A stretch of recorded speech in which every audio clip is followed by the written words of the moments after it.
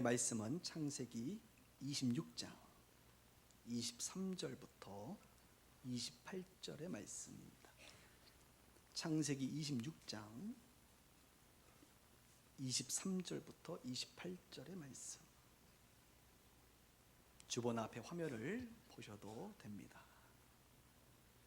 성경이 그래도 주일날 교회 오실 때 성경 가지고 오시면 더 좋아요. 성경 갖고 오시면 좋겠습니다. 제가 읽도록 하겠습니다. 이삭이 거기서부터 브엘세바로 올라갔더니 그 밤에 여호와께서 그에게 나타나 이르시되 나는 내 아버지 아브라함의 하나님이니 두려워하지 말라. 내 종 아브라함을 위하여 내가 너와 함께 있어 내게 복을 주어 내 자손이 번성하게 하리라 하신지라.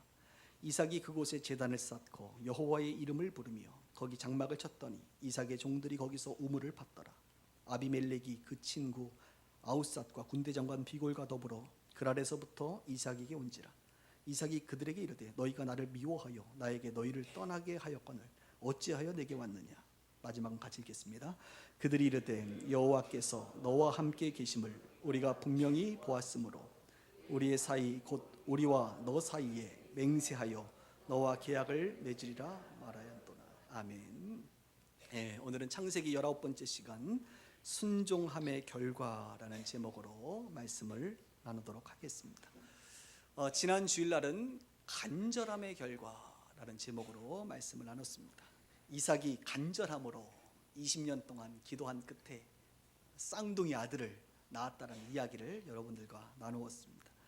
오늘은 간절함의 결과 두 번째 버전 순종함의 결과. 라임을 좀 탔는데 느껴지시나요? 간절함의 결과, 순종함의 결과. 오늘의 이야기는 창세기 26장 전체에 대한 이야기입니다. 그러나 우리가 읽은 본문은 좀 부분만을 읽었는데요. 성경이 있으신 분들은 보시면 좋겠습니다. 제가 설명을 좀 하면서 말씀을 나누도록 하지요. 창세기 26장 1절부터의 내용은 이렇습니다. 가나안 땅에 이삭이 머물고 있던 가나안 땅에 흉년이 들었습니다. 흉년이 들어서 이삭이 어떻게 할까 고민하다가 가족들을 데리고 식소를 데리고 애굽에 내려가기로 마음을 먹습니다. 애굽. 왜냐하면 애굽은 나일강이 있기 때문에 비옥한 그런 토지를 많이 가지고 있습니다. 그래서 그 당시에는 가뭄이 들었다. 그러면 다 어디로 갔냐? 흉년이 들면 애굽으로 갔습니다. 아브라함도 예전에 흉년이 들었을 때 애굽으로 갔던 거 여러분 아십니까? 그리고 이삭의 아들도 사실은 야곱도 나중에 흉년이 들었을 때 애굽의 총리인 요셉, 그죠? 그래서 애굽에 가서 먹을 것을 구하려고 간 것을 우리는 잘 알고 있습니다. 당연히 이삭도 상식적으로 생각하면 흉년이 들면 애굽으로 가는 거예요. 그런데 하나님께서 나타나셨어요. 이삭에게 나타나셔서 이삭아 애굽으로 가지 말라라고 말씀하십니다. 애굽으로 내려가지 말고 그냥 가나안 땅에 있어라 라고 말씀하시는 것입니다. 그리고 이 요구를 하고 나서 약속을 주십니다. 내가 너에게 복을 줄 것이고 너의 자손들이 하늘의 별처럼 많게 할 터인데 너희 자손들이 또 땅을 차지할 거야, 이 가나안 땅을. 그러므로 너희의 자손들이 만민 중에서도 복된 자들이 될 터이니 애굽에 내려가지 말고 가나안 땅에 머물러라라고 말씀합니다. 여러분, 한 가장으로서 식솔들이 흉년 때문에 고통받고 있는 모습 가운데 어떻게 애굽으로 내려가야 될 것 같은데 하나님께서 내려가지 말라고 얘기하는데 여러분 어떻게 하시겠어요? 내려가시겠어요? 아니면 귀 닫고 내려가시겠어요? 아니면 그래 가나안에 있자 이렇게 마음을 먹겠습니까? 이삭은 내려가지 않기로 결정합니다. 순종합니다. 비교적 가나안 땅에서도 먹을 것이 있을 만한 블레셋이라고 하는 지역, 그랄이라고 하는 지역으로 그가 이주를 하게 됩니다. 그는 하나님 앞에 하나님 나는 가나안 땅에 있습니다. 여전히 가나안 땅에 있습니다라고 하는 고백과 함께 그렇게 행동합니다.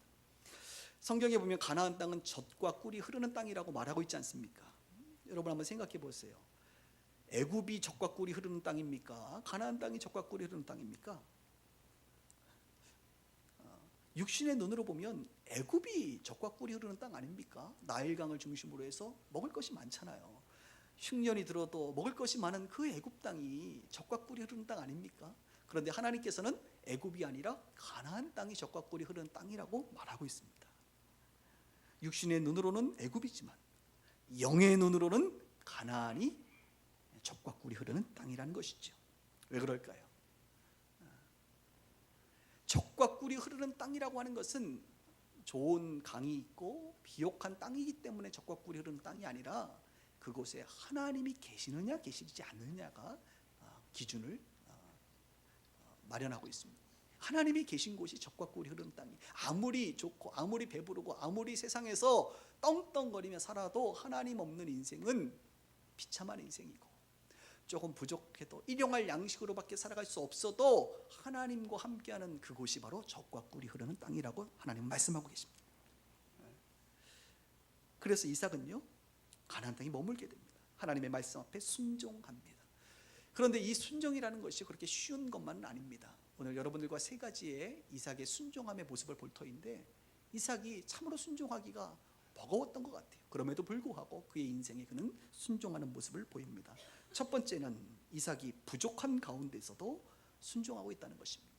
자신이 부족함에도 불구하고 순종의 자리로 나아가고 있다는 것이죠. 26장 5절 이후에 보면 이런 이야기가 나옵니다. 이삭이 하나님의 말씀 앞에 순종하여 가나안 땅 그랄 블레셋 지역에 거주하게 됩니다. 여러분, 자기가 살고 있던 지역에서 좀 멀리 이사 갔습니다. 몇십 킬로 떨어진 곳에 이사 갔어요. 여러분, 이사 가게 되면 낯선 곳 아닙니까? 다른 족속들이 차지하고 있는 그 땅 아닙니까? 이삭은 거류민으로서, 이방인으로서 그 땅에 들어가게 됩니다. 그런데 이삭이 고민이 하나 생겼습니다. 무엇이냐면 자기의 아내 리브가의 미모가 상당하다는 것입니다. 하여튼 아내가 이쁘면 남자들이 고민이 많아요. 그래서 이삭은 참 두려움이 많았던 것 같아요. 하지 않아도 될 걱정을 우리는 늘 하고 삽니다. 그죠? 지금 옆에 혹시 아내가 앉아 계신 분들은 그런 고민을 하고 사시나요? 네. 들어가서 사람들에게 이렇게 얘기합니다. 내 아내가 아니라 내 누이다. 이거 누가 했던 거짓말이죠? 네, 그의 아버지 아브라함이 2번이나 애굽과 블레셋에서 했던 거짓말이거든요. 그런데 이삭도 그 아버지의 흑역사를 들었는지 안 들었는지 모르겠지만 자기도 알지 못하는 사이에 거짓말을 하고 있는 거예요. 성경에 보니까 리브가의 외모가 뷰티풀했다, 아리따웠다 이렇게 표현하고, 영어로 뷰티풀 걸. 누가요? 리브가가. 천국 가서 한번 보고 싶은, 정말 사라하고 리브가가 얼마나 이뻤는지, 얼마나 이쁘면 내 아내가 아니라 누이다 이렇게 속일 정도예요. 근데 왜 그렇게 숙였느냐면, 사람들이 내 아내라고 이야기하면 그 리브가를 뺏어가려고 나를 죽이고 뺏어갈까 봐. 거기까지 생각하는 거예요. 내 아내가 너무 이뻐가지고 사람들이 나를 죽이고 내 아내를 뺏어갈까 봐 두려워서 아내가 아니라 누이라고 속인다는 거예요. 그래서 얼마간의 시간이 지나서 잘 살고 있는데, 아비멜렉이라고 하는 왕, 그러니까 블레셋 족속의 왕은요 그냥 아비멜렉이에요. 아비멜렉. 그러니까 이제 우리가 대통령이라고 얘기하는 것처럼 애굽의 왕은 바로라고 하는 명칭이 있고, 블레셋 왕들은 다 아비멜렉입니다. 직함인데요. 그 아비멜렉 왕이 어느 날 이렇게 쳐다봤는데 이삭이 멀리 안 살았던 것 같아요. 그래서 왕이 보니까 이삭과 리브가가 애정 행각을 아주 진하게 하고 있는 것입니다. 성경에는 이제 껴안고 있다. 근데 그 껴안는 것이 그냥 격려하려고 이런 게 아니라 진하게 껴안고 있는 거죠. 원어를 이야기하면 너무 좀 야해서 얘기하지는 않겠습니다만 진하게 껴안고 있었습니다. 그것을 본 아비멜렉 왕이 당황한 거예요. 아니, 분명히 누이라고 얘기했는데 누이한테 저렇게 껴안진 않거든요. 그렇잖아요, 여러분. 부부 사이도 그렇게 안 껴안잖아요, 우리가. 할렐루야. 그런데 누이 사이는 어떻게 했어요? 잘 안 껴안는단 말이죠. 근데 그 모습을 보고 나서 이삭을 부른 거예요. 누이 맞죠? 아닌 것 같은데.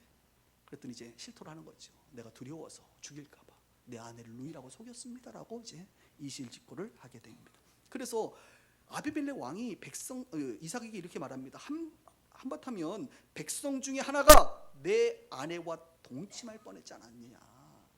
누이라고 했으니 너의 누이를 데려다가 동침하거나 결혼하면 어떡하려고 그러냐 라고 책망을 하면서 백성들을 불러 모아 명을 내립니다. 이삭의 아내 리브가를 범하는 자는 죽이리라, 이렇게 명을 내리면서 리브가는 이삭의 아내인 것이 밝혀지고 그곳에서 얼마간의 시간을 가지고 편안하게 살게 됩니다. 그러니까 거짓말 안 해도 됐잖아요, 그렇죠? 아브람 같은 경우는 아비멜렉 왕이 사라를 취하려고 했으니까 굉장히 위험했지만 이번은 그 정도는 아니잖아요.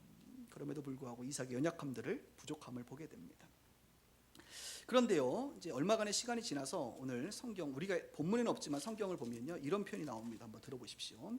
이삭이 그 땅에서 농사하여 그 해에 100배나 얻었고 여호와께서 복을 주심으로 그 사람이 창대하고 왕성하여 마침내 거부가 되어 양과 소가 떼를 이루고 종이 심이 많으므로.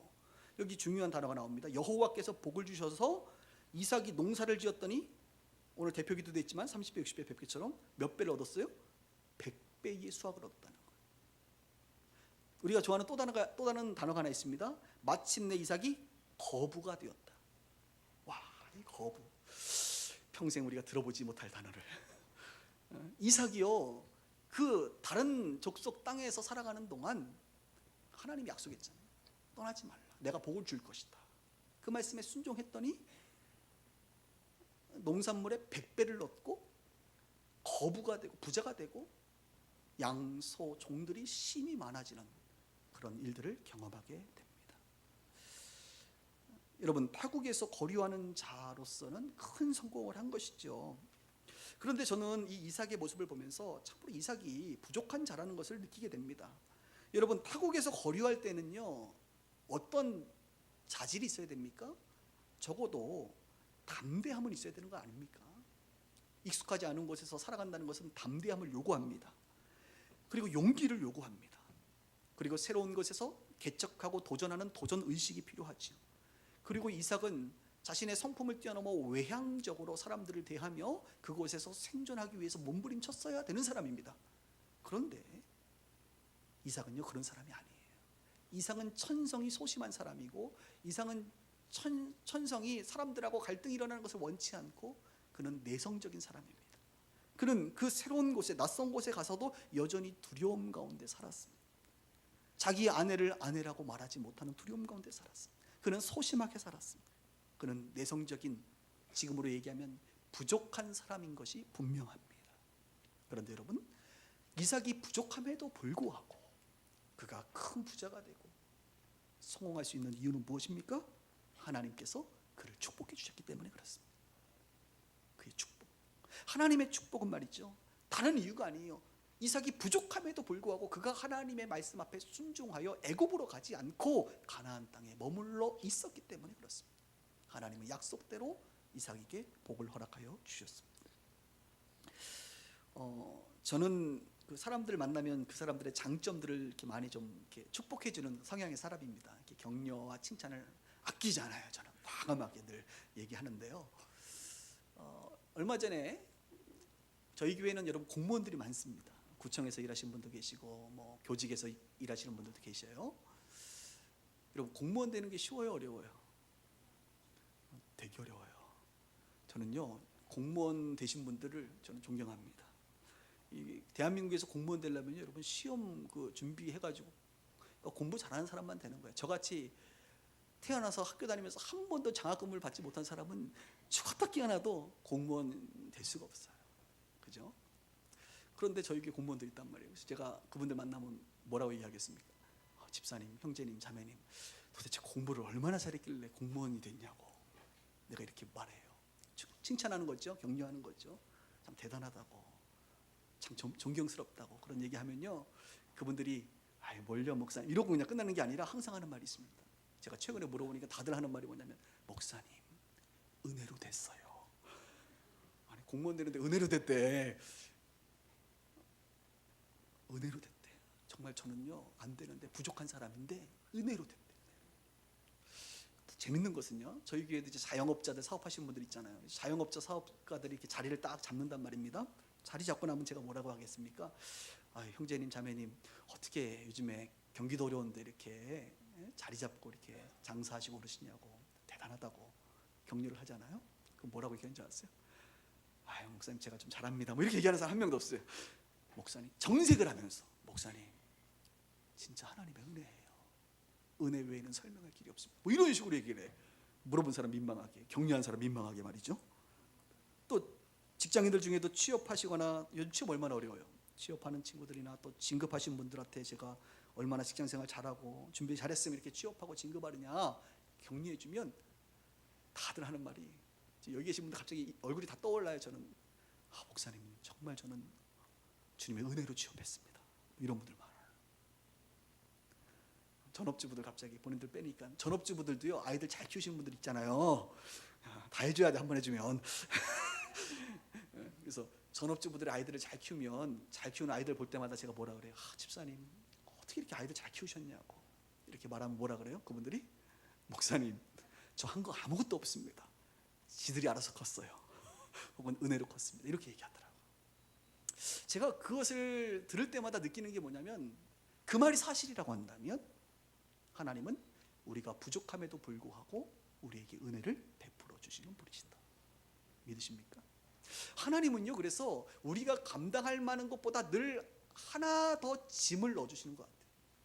우리가 감당할 수 있는 능력보다 짐 하나를 더 얹어주시는 것 같아요. 그래서 우리가 넉넉히 감당하는 것이 아니라 하나님 앞에 기도하게 하고, 그리고 그 일들이 잘 되면 이것은 내가 감당할 수 있는 무게가 아니라 하나님이 은혜 주셔서 내가 이렇게 했습니다라고 하는 고백을 듣게 하시는 것 같아요. 그렇습니다. 이삭도요, 사실은 낯선 땅에 가서, 다른 나라에 가서요 부자가 될 만한 사람이 아니에요. 소심하고 내성적이고 집에 있기를 좋아하고 그가 이렇게 열정적으로 살지 않았거든요. 그런데도 불구하고 하나님께서 그의 삶에 큰 부를 허락하여 주신 것을 보게 됩니다. 자신의 능력이 부족함에도 불구하고 저와 여러분들이 하나님의 축복 가운데 살아가는 이유는 무엇입니까? 그것은 우리가 그리스도 예수 안에 거하고 있기 때문인 줄 믿습니다. 그리스도 예수 안에 그렇게 살아가다 보니까 우리가 알지 못하는 30배, 60배, 100배의 열매를 맺게 되는 것이죠. 우리에게 젖과 꿀이 흐르는 땅은 어디입니까? 여러분들은 젖과 꿀이 흐르는 땅으로 가셔야 되는데 그 하나님의 젖과 꿀이 흐르는 땅을 육신의 눈으로 바라보고 있지는 않습니다. 그리고 여러분의 육신의 눈으로 보기에 환경이 좋고 조건이 좋은 곳이 젖과 꿀이 흐르는 땅인 줄 알고 그곳에 서 있지는 않습니다. 오늘 아니면 이삭처럼 환경과 조건이 아니라 하나님께서 말씀하신 그곳, 지금 당장 환경은 열악해 보여도 그곳이 하나님이 말씀하시고 하나님이 함께 계시는 줄 믿고 그곳이 젖과 꿀이 흐르는 땅인 줄 알고 영의 눈으로 그곳에 머물러 계시고 계십니까? 우리가 믿는 하나님은 환경과 조건을 뛰어넘는 분이신 줄 믿습니다. 우리가 믿는 하나님은 환경과 조건을 뛰어넘어서 우리에게 복을 주실 수 있는 분이심을 저와 여러분들이 알아야 합니다. 우리가 믿는 하나님은 우리가 부족함에도 불구하고 우리의 부족함을 뛰어넘어서 그분께서 복 주실 수 있는 분임을 여러분 오늘 믿으셔야 됩니다. 제가 부족하거든요. 여러분 스스로가 부족하다는 거 아시잖아요. 그런데 여러분 그 부족함 속에서도 하나님은 채울 수 있는 분이시고 풍성케 할 수 있는 분이시라고 하는 그 사실을 우리가 믿고 오늘도 그리스도 예수 안에 거해야 될 줄 믿습니다. 이삭은 그렇게 순종했어요. 하나님의 말씀에 순종함으로 부족함에도 불구하고 복을 받게 되죠. 두 번째, 이삭은요 억울함에도 불구하고 하나님의 말씀 앞에 여전히 순종하고 있는 모습을 보게 됩니다. 15절 이후에 보면 이런 표현들이 나옵니다. 이제 블레셋 사람들이 시기를 하게 됩니다. 왜요? 이삭이 부자가 되니까 시기하기 시작해. 여러분들이 너무 잘 되면요 시기하는 사람들이 반드시 생깁니다. 심지어는 목회자들도 그래요. 목회 잘 되면요 시기하는 목사님들 은근히 생겨요. 그래서 그때는 만나면 안 돼. 자꾸 이렇게 퍼다줘야지. 여러분들이 인생이 잘 풀리면요 시기하는 사람들이 사촌부터 시작해서 이제 막 생겨요 주변에. 여러분들이 직장에서 잘 되면요 옆에 있는 동료들이요 시기합니다. 블레셋 땅에서 거주하는 이삭이 잘 되니까 사람들이 시기합니다. 심지어는 왕이 직접 와서 얘기합니다. 뭐라고요? 이삭 당신이 우리보다 크고 강성한즉 우리를 떠나라.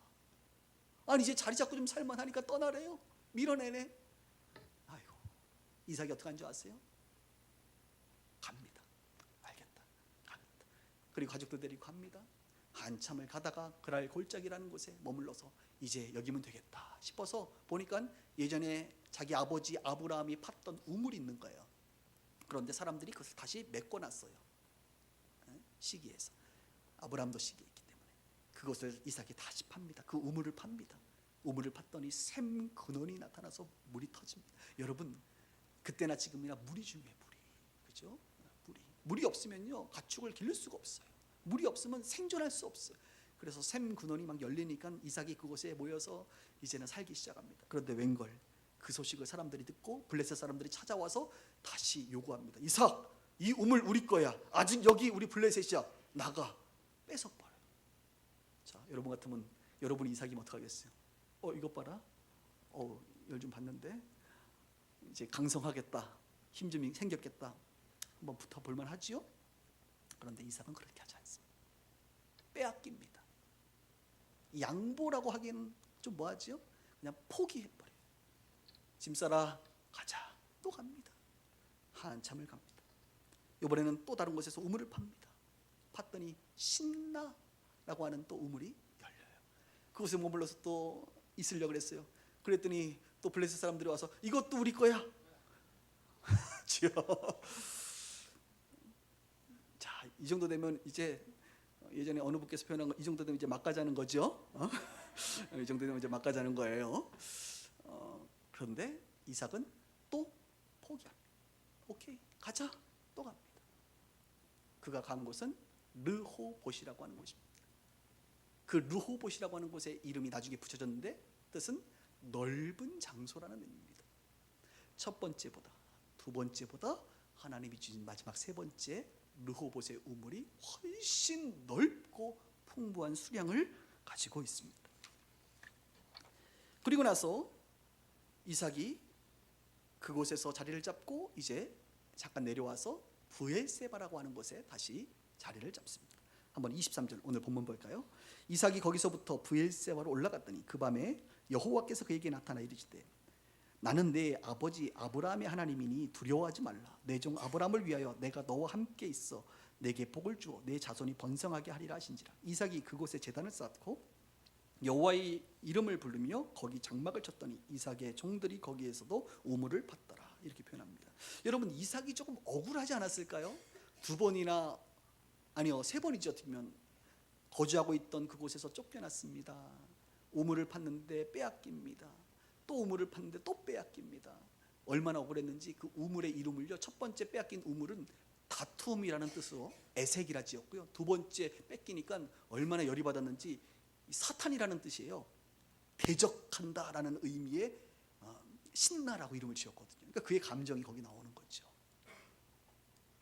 떠나라고 해서 떠났고, 우리의 힘으로 우물, 우리 아버지가 과거에 팠던 거 다시 팠는데, 생존을 위해서 했는데 그걸 빼앗아갈 수 있어?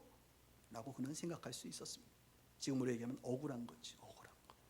근데 이삭이 잘한 게 있습니다. 아무리 억울해도 가나안 땅을 떠나지는 않은 것이. 치사하고 더럽다. 애굽으로 가자. 애굽으로 갈 수 있었잖아요. 이제 가서도 살 수 있거든요. 그런데 이삭은 애굽까지 가지 않습니다. 여전히 하나님이 말씀하신 가나안이라고 하는 땅에 여전히 머물러 있습니다. 그가 정착한 곳에서 조금만 내려가면 바로 애굽이 나와요. 그런데도 이삭은 애굽으로 가지 않습니다. 하나님이 허락하신 르호봇의 브엘세바에 정착을 하게 됩니다. 브엘세바에 정착하자마자 하나님께서 그를 격려하시죠. 하나님이 직접 나타나셔서 또다시 약속을 확인시켜 줍니다. 그리고 브엘세바에서도 우물이 또 터져요. 이삭은 전문이에요. 이게 우물 파는 자예요. 우물 팠다 하면 나와, 우물이. 여러분, 우물이 그렇게 쉽게 안 나와요. 저희 아프리카에도 저희 선교사님 계시지만 저희가 이제 우물 파라고 한 400만 원 정도 보내주면 기계 가지고 파거든요. 뭐 어떨 때는 50m, 60m보다 나올 때 있지만 어떨 때는 200m도 파요. 안 나와요. 우물 쉽지 않습니다, 파는 게.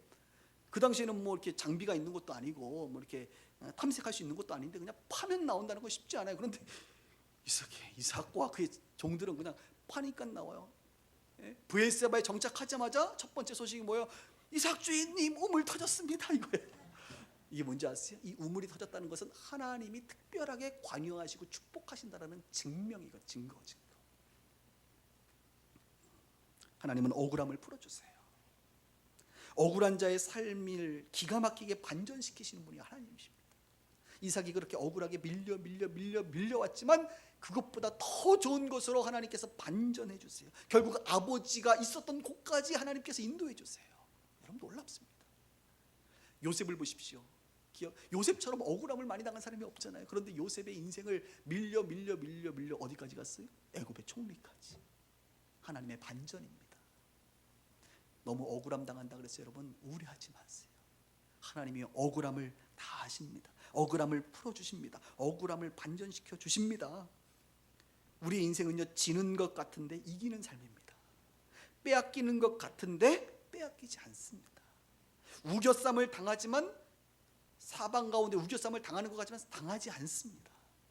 빼앗기는 것 같은데 더 크게 얻는 삶이 그리스도인들의 삶입니다.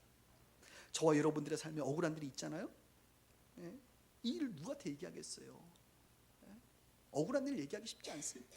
주변 사람들한테 얘기하기 어려워요. 변명해봐야 뭐 하겠습니까? 이 억울함을, 우리가 해야 될 것은 그냥 하나님 앞에 나아가는 거예요. 억울함을 풀어주시고 억울함을 반전시켜 주시는 하나님 앞에 나아가는 거예요. 하나님께 기도해야 되는 거예요. 하나님께 얘기해야 되는 거예요. 그럼 하나님 그것을 아십니다. 그리고 우리를 위로하여 주시고 우리가 생각하지 못했던 것으로 합력하여 선을 이루어 주시는 분이 하나님이십니다. 그 하나님을 여러분 믿으시기 바랍니다. 억울하다고 우리 가운데 맡겨준 일을 포기할 수는 없습니다. 억울하다고 가나안 땅에 있어야 될 이삭이 가나안 땅을 버리고 떠날 수는 없는 것입니다. 그는 여전히 하나님의 말씀 앞에 억울함에도 불구하고 그는 순종해야 하는 것입니다. 그럴 때 하나님께서 이삭의 삶 가운데 복을 내려 주시는 것이죠. 세 번째 보면 이삭이 순종할 때 보니까 자존심이 상함에도 불구하고 순종하는 모습을 보게 됩니다. 한번 성경을 볼까? 26절입니다. 아브라함이 그 친구, 아브라함이 아니죠, 아비멜렉이 그 친구 아우삭과 군대장관 비골과 더불어 그랄에서부터 이삭에게 온지라. 이삭이 그들에게 이르되 너희가 나를 미워하여 나에게 떠나라고, 너희를 떠나라고 하였거늘 어찌하여 내게 왔느냐라고 말하니까 그들이 이르되 여호와께서 너와 함께 계심을 우리가 분명히 보았으므로 우리의 사이 곧 우리와 너 사이에 맹세하여 너와 계약을 맺으리라 말하였노라. 여러분, 굉장히 자존심 상할 일이죠. 황당한 일이 벌어졌습니다. 아니, 아비멜렉 왕이 말이죠, 이삭 떠나라고 했지 않습니까? 아까 전에 너무 강성해졌으니까 떠나라. 밀어낼 때는 언제고.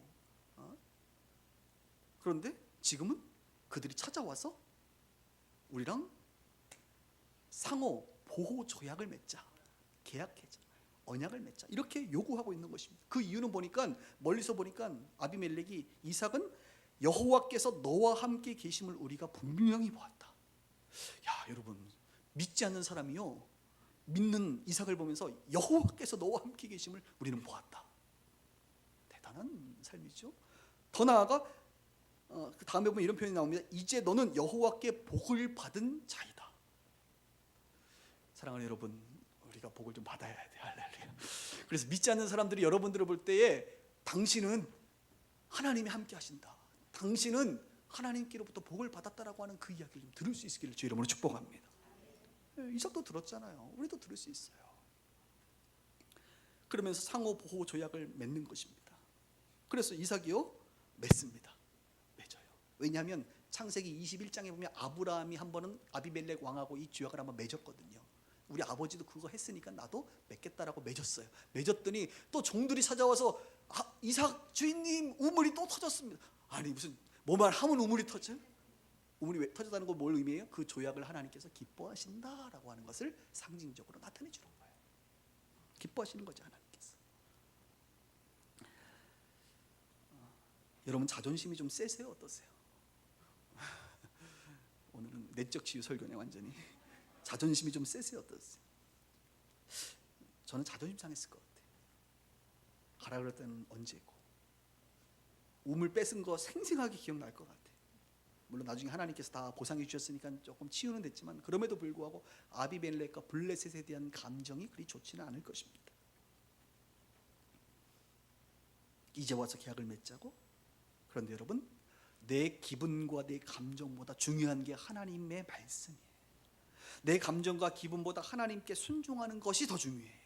내 감정과 기분이 안 좋다 그래서 아비멜렉과 계약을 안 맺는다고요? 아니요, 맺어야지. 그래야 자기뿐만 아니라 자기 자손들이 대대로 그 땅에서 전쟁을 하지 않고 평화롭게 살 것이 아니겠습니까? 아브라함도 그래서 맺었는데, 자기도 자기 자녀들을 생각하면 조약 맺어야지. 내 감정 기분보다 하나님의 나라와 백성들과 자녀들을 생각해 볼 필요가 있는 것이죠. 저는 이것을 보면서 이삭의 외교를 생각하게 됩니다. 외교. 요즘 한국에 외교가 중요하잖아요. 새로운 대통령이 취임하자마자 특사를 보내서 이제 외교를 하는 것 같아요. 외교하면요, 이 자존심이 상합니다. 저는 대한민국 국민으로서 요즘에 좀 제가 중국을 굉장히 자주 가고 중국에 우리 동역자들이 많잖아요. 근데 요즘에 중국에 동역자들 오면 잘 안 만나려고 그래. 감정이 좀 상해요. 사드 부복 뭐 모르는 얘기 하시나요? 처음 듣는 건 아니죠. 이 원래 외교라는 게 이게 당근과 채찍을 주잖아요. 당근과. 나는 이런 말 자체가 기분 나빠. 북한 사람들도 아마 그럴 거야. 뭐 당근 줬다가 채찍 줬다가 일단 그 말 자체가 기분이 굉장히 상할 것 같아. 우리도 마찬가지야. 당근과 채찍을 열국들이 막 주잖아요. 어떨 때는 당근도 줬다가 어떨 때는 채찍을 줬다가 사드를 보복했다가 또 뭐 새 정부 들었으니까 바로 또 다 뭐 홈페이지 오픈시키고 다시 뭐 보복을 취소했다가 여러분 기분 괜찮으세요? 저 기분 나쁘더라고. 중국 선교를 그만둬야 되나요? 그러나 내 기분과 감정보다 하나님의 뜻이 중요하다. 현 정부도 감정과 기분보다 국익이 중요하고, 그렇죠? 원래 외교는 그런 거거든요. 하나님 앞에서 이 민족이 감당해야 될 사명을 생각할 필요가 있는 것이지. 저와 여러분들은 자존심 상할 일이 상당히 많습니다.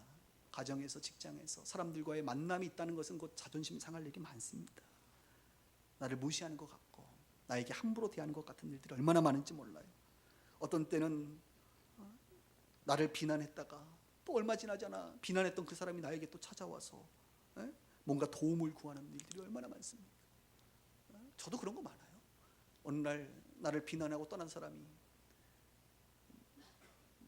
뭐 딸 시집 간다고 청첩장 보내질 않나 뭐 이런 일들이 있지 않겠습니까? 우리의 삶과 그잖아요.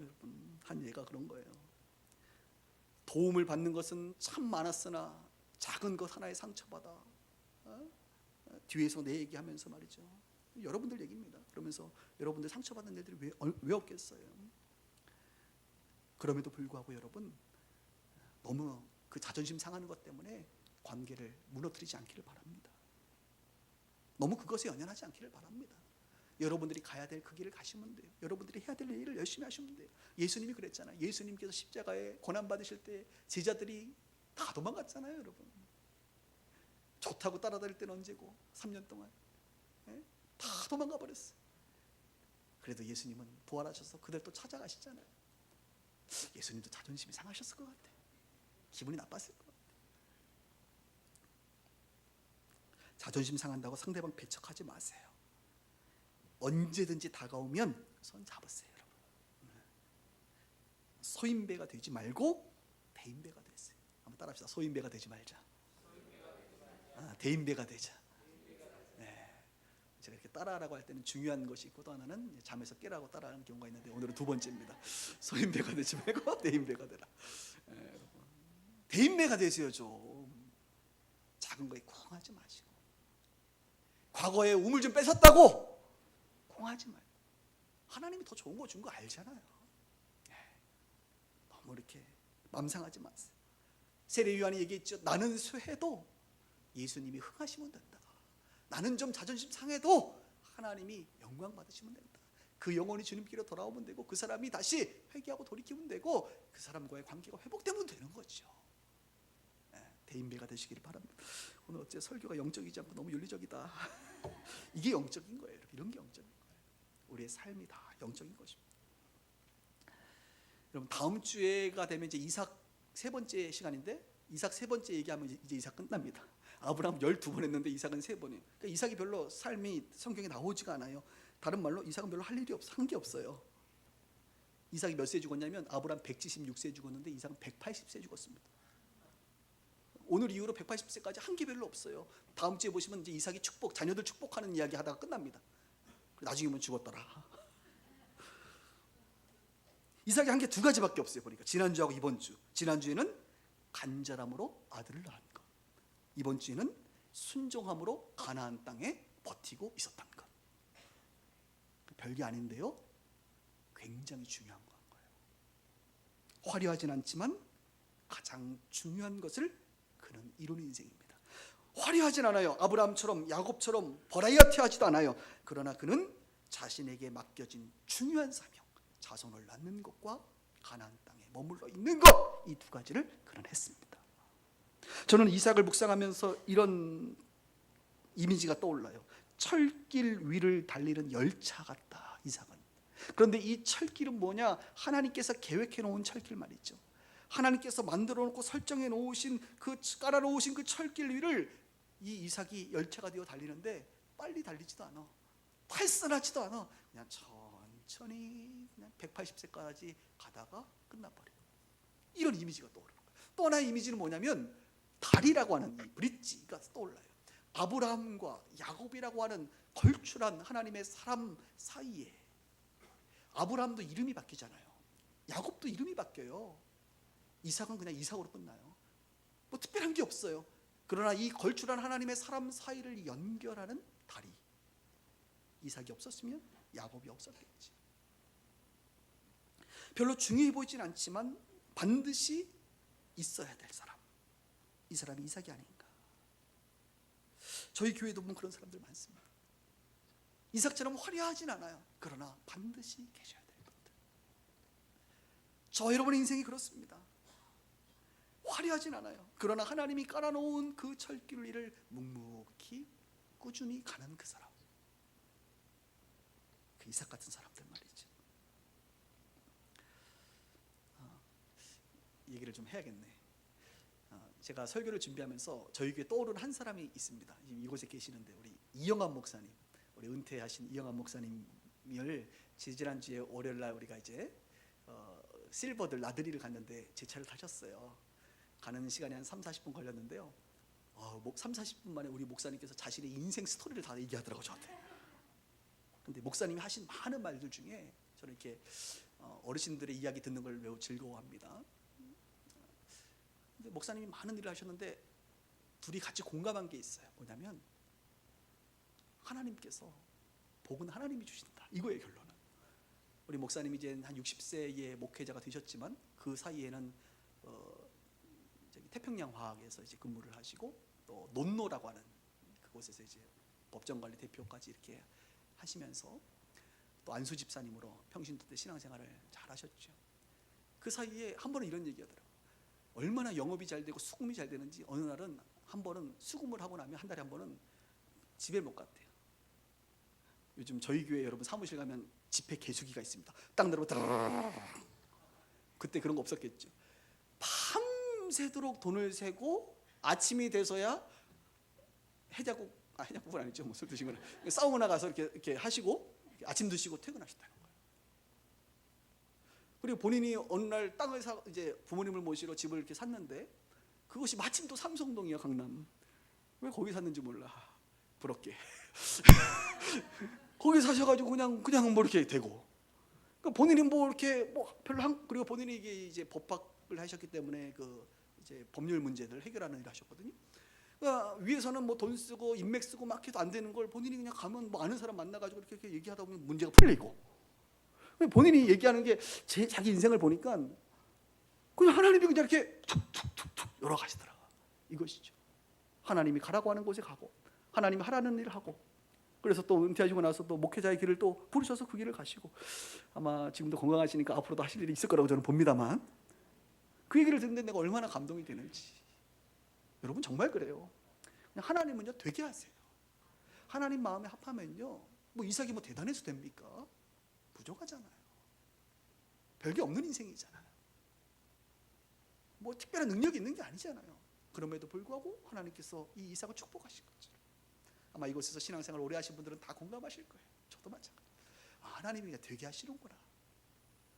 하나님이 약속하신 그 길 위에 서 있는 것만으로도, 하나님이 하라고 하시는 그 일을 내가 그냥 묵묵히 하는 것만으로도, 하나님이 있으라고 하는 그 자리, 가나안 땅에 있는 것만으로도 하나님은 우리 가운데 큰 일을 행할 수 있는 분이라고 하는 그 사실을 확신하게 됩니다. 사랑하는 우리 형제자매님들, 특별히 우리 젊으신 분들은 오늘 식사하시면서 특별히 자기보다 나이가 많으신 분들하고 식사를 꼭 하세요. 한수만 알려주십시오.